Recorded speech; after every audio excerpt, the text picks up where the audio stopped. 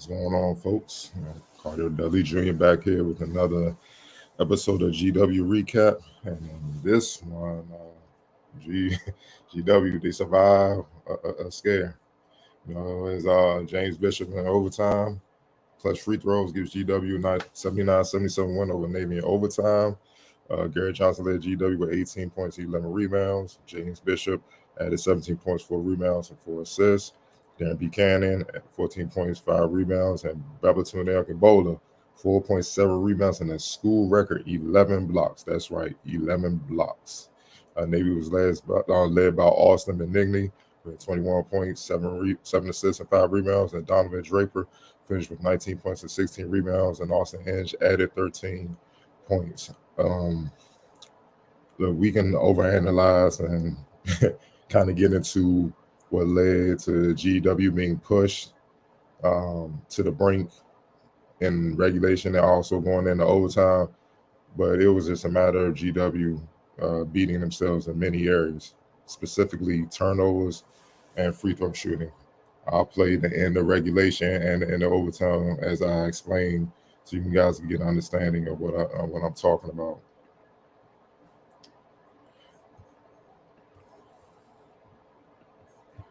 Listen, GW jumped out actually to a 16-5 lead, I believe, and it looked like they were about to cruise to an easy victory. They were clicking on all cylinders, getting on and running, scoring. Darren Buchanan had it going. Garrett Johnson had it going. Akebola was looking like Prime Mutombo. He was blocking any and everything that came to the rim. It looked like they had the game in control. But then they started turning the ball over in the first half at a ridiculous rate. And some were unforced, but some you got credit Navy with the defense. They kept coming with traps from their blind side. So whenever GW guards with wings would drive, somebody was coming from behind from their blind side and stripping the ball, and then they were off to the races. I believe in the first half, GW had 12 turnovers, and Navy scored 13 points off those turnovers. And then it frustrated GW to the point where, they shot well from the field, they couldn't control the game. And that's how Navy were able to manufacture the points to keep themselves in the game, as they trailed GW 33-28. In the second half, things changed drastically because now, obviously, as Navy was struggling in the first half from the field, GW defense was stifling, as I said, led by Akebola. Navy shot 25% from the field in the first half and 25% from three. They were 10-11 from the free throw line. That was another issue with GW outside the turnovers. They were defending and they were fouling. So not only were they getting easy baskets off the turnovers, they were getting free puts from the free throw line. That's how they were able to stay close. As anyone know that follows basketball, if you see the ball going to basket and at times you're struggling from the field, you're bound to catch a rhythm. And that's exactly what happened with Navy as they outplayed GW in the second half. They outplayed them and outscored them 37-32. But same thing, they got to the free throw line. They made 9 or 10 free throws where GW struggled mightily from the free throw line all game. They were 8 of 18 in the second half. And they also turned the ball over six times, but that wasn't a big issue. The big issue for GW was Navy's bench, their reserves. They scored 23 points. They outscored GW's reserve 23-9. See, it's those little things that add up to a big issue. And obviously with GW hurting themselves, going 8 of 18 from the free throw line, going 11 of 26 from the field, and 2 of 10 from deep, it allowed Navy to tie the game. And a big reason for their bench production was their wing, their senior wing, Donovan Draper, like I just mentioned. 19 points, 8 to 17 shooting, and a game high 16 rebounds. Game high 16 rebounds, man. He was huge. He got after it, did the dirty work. He finished, hit some timely, mid-range jumpers, scored with backdoor cuts or whatnot, scored off turnovers. He was a pest. He was everywhere. And then obviously Austin Benigni, he joined the party as well. 21 points to 6-18 from the field, but he was 8 and 9 from the line. And he found those guys that caused the turnovers and got out and ran. He found them in stride, and that's how he was able to finish with a game high 7 assists, man. So that's pretty much what led to the overtime situation. And then overtime, it was a back and forth affair. Benigni was hitting his fair share of shots. Draper was also had it going, but he fouled out, which helped GW. And then James Bishop, man, he did what he should do.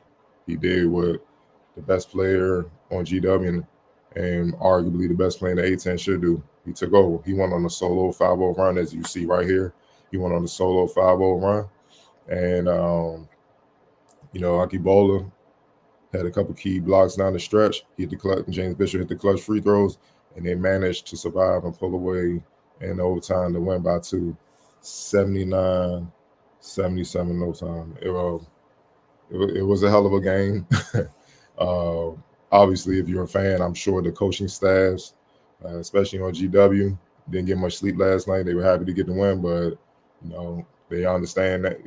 Looking at the game, I'm pretty sure it's a million things that they see that the team could do better, and that they have to do better as the schedule gets tougher, especially with conference play a few weeks away. But nonetheless, man, look, they got the job done. They just got to clean up some things, man. You can't keep turning the ball over. No team can do that. No team can survive multiple turnovers, man. It's impossible to win away. They had 18 turnovers, man. And Navy scored 20 points off of it. It's just hard to win like that, and then miss the free throws that they made and shoot that poorly from the three-point line, man.